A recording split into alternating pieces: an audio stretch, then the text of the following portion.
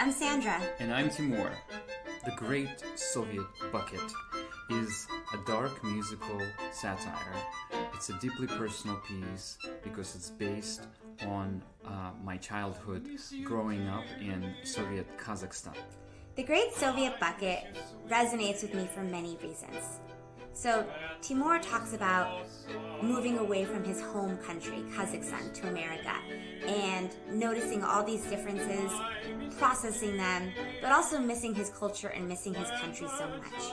This resonates with me because my mother's side is all from Peru, and although I never got to grow up there, I did get to visit, and I've always wanted to get to know my culture and where I come from so deeply. The development of the Great Soviet Bucket is a long one, and it starts with Nueva Canción, songs of protest and resistance, which was inspired by Mercedes Sosa and her songbook. It was very special to find this connection between Latin, Central America, and Soviet Union. Mercedes Sosa was kind of the heart of the project.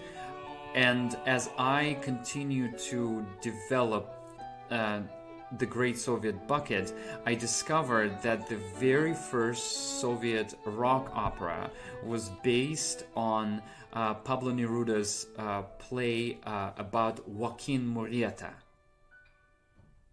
And so that connection kind of brought everything home to me. His big message and the big thing we talk about is, what is freedom? What does freedom actually mean? And we see freedom as this thing that we have and we take for granted here, but freedom is so much bigger. It's not something that we can easily just say we have, because absolute freedom is something that sadly no one has. So it's interesting to actually sit and really question what the idea of freedom really is, and how we don't have freedom. Even when you think you do, there's a lot of things that maybe don't exactly mean freedom. Freedom just has a different meaning depending on where you're from and who you are. It has been such a treat to be able to work with Beth Morrison projects on this production. I've been a giant fan of BMP for many, many years.